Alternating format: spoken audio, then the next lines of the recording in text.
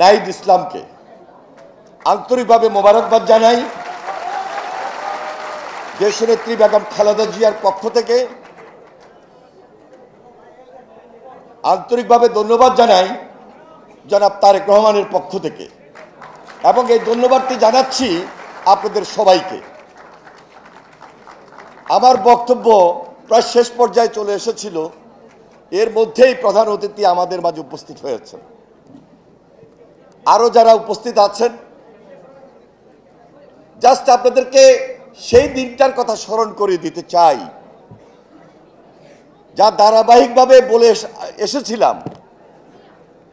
সর্বশেষ জুলাই আন্দোলনে ডিবি অফিসে যাদের সঙ্গে আমার দেখা হয়েছে, এখানে সার্জিস বসা আছে, হাসনাত ছিল, আরেকজন সম্ভবত আমি জানি না প্রধান অতিথি সেদিন ছিল কি না, থাকলেও আমার সঙ্গে সরাসরি দেখা হয় নাই, ডিবি অফিসে মনে আছে,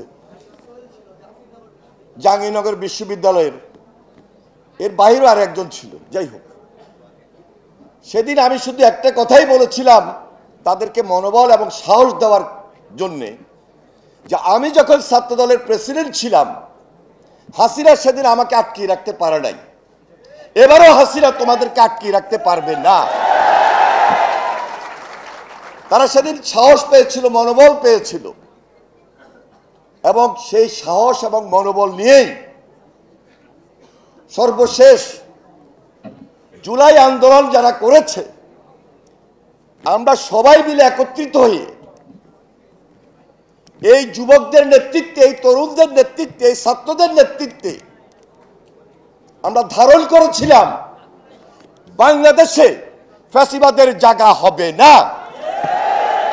জুলাই আমাদেরকে শিখিয়েছে কিভাবে ফ্যাসিবাদের কবর দিতে হয়।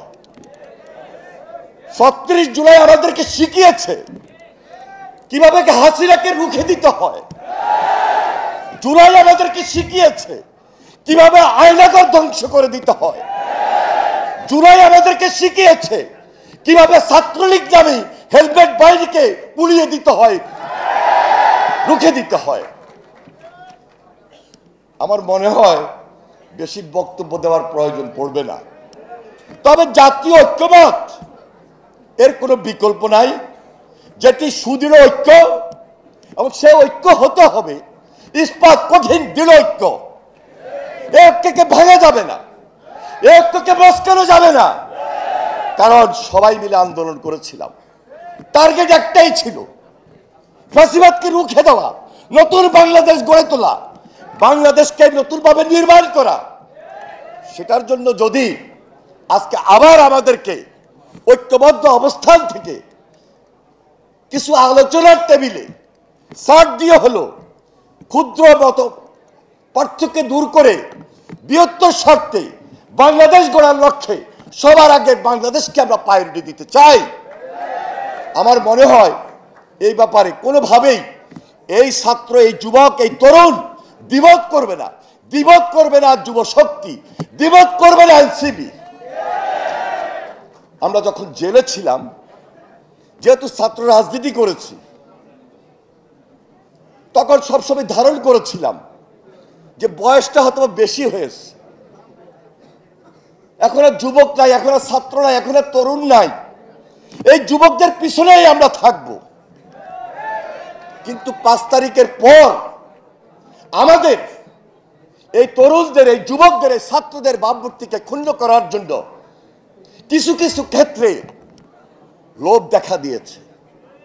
লোভের ঊর্ধ্বে উঠে দেশের প্রয়োজনে, যেহেতু রাজনীতি করছি, সম্মান এবং দেশ সেবাকে প্রাধান্য দিয়ে সেই টার্গেট নিয়েই আমরা এগিয়ে যেতে চাই। আমার দৃঢ় বিশ্বাস আগামী দিনে এই বাংলাদেশ যেমনি এখন রয়েছে হাসিনা মুক্ত, ফ্যাসিস্ট মুক্ত, যেমনি ওই পার্শ্ববর্তী দেশ, ওই ভারত আজকে যে ষড়যন্ত্রে লিপ্ত, আজকে যারা হাজার হাজার লক্ষ লক্ষ কোটি কোটি টাকা পাচার করে এখনো দেশে এবং দেশের বাইরে বসে, ওই পার্শ্ববর্তী দেশের সহযোগিতায় পার্শ্ববর্তী দেশে বসে আমার দেশের বিরুদ্ধে, বাংলাদেশের বিরুদ্ধে, বাংলাদেশের রাজনীতিকে ধ্বংস করতে চায় খুব দূর থেকে কিশোর গ্যাংদের মাধ্যমে, তাদেরকে অর্থায়ন করে শুধু আমার সঙ্গে আপনার সঙ্গে দুই একটা সেলফি উঠিয়ে তারা আমাদের এই অগ্রযাত্রাকে ব্যাহত করতে চায়। একটু সজাগ যদি থাকি, একটু সতর্ক যদি থাকি, ইনশাল্লাহ আমরা ঐক্যবদ্ধ বাংলাদেশ, নতুন বাংলাদেশ গড়তে সক্ষম হব। আপনাদের সবাইকে সংগ্রামী সালাম, অভিনন্দন জানিয়ে আমি আমার বক্তব্য শেষ করছি। খোদা হাফেজ। বাংলাদেশ জিন্দাবাদ, জাতীয়তাবাদী দল জিন্দাবাদ।